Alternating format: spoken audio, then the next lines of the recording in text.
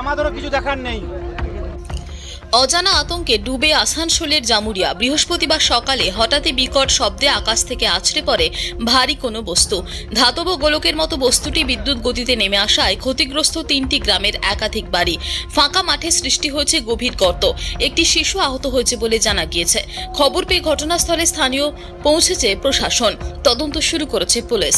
এখনো স্পষ্ট নয় বৈশাখী দাবদাহের মধ্যে আকাশ থেকে আচমকা কি নেমে এলো। স্থানীয় সূত্রে জানা গিয়েছে সকালে কান ফাটানো শব্দে অজানা বস্তু আছড়ে পড়ে জামুরিয়া গ্রামে। ইকরার বাদ্যকর পাড়ায় বাড়ি ভেঙেছে 3টি পাকা বাড়ি। জাদুডাঙ্গায় ক্ষতিগ্রস্ত হয়েছে একটি বাড়ির টালির চাল। এছাড়াও বেনালিতে মাঠের মাঝে সৃষ্টি হয়েছে বিরাট গর্ত। বাদ্যকর পাড়াতে আহত হয়েছে এক শিশু। প্রত্যক্ষদর্শীদের বক্তব্য, আকাশ থেকে হেলিকপ্টার জাতীয় কোনো জিনিস বা কোনো যন্ত্র প্রবল বেগে আছড়ে পড়েছে। কারো মতে ধাতব গোলক, কোনো উল্কাপিণ্ড এসে পড়েছে তাদের গ্রামে। কেউ নির্দিষ্ট করে বলতে পারছে না ঠিক কি পড়েছে। তাহলে কি এই ঘটনা গ্রামবাসীদের মহাজাগতিক ঘটনা? আতঙ্কিত গ্রামবাসীরা, তেমনটাই দাবি করছেন তারা। পুলিশ এবং স্থানীয়দের একাংশের অবশ্য বক্তব্য, জামুরিয়া শিল্প তালুক এলাকায় লোহা কারখানার যন্ত্রাংশ ছিটকে এসে বিপত্তি ঘটেছে। জামুরিয়ায় 3টি এলাকাতেই পুলিশ পৌঁছেছে। ঘটনার পূর্ণাঙ্গ তদন্তের দাবি করছেন স্থানীয়রা। এটা একটা আধ ঘন্টা আগে দেখলাম যে আমরা বিকট আওয়াজ, ঠিক আছে, বিকট আওয়াজের মধ্যে সবাই আমরা গ্রামবাসী উঠে পড়ে এখানে এলাম, দেখলাম সেরকম কিছু দেখা যায়নি এখনো, ঠিক আছে। এটা তো না কুড়ে না ভিতরে না কিছু বার করানো পর্যন্ত বোঝা যাবে না কি দেখা যাচ্ছে এখন বোঝা মুশকিল আছে।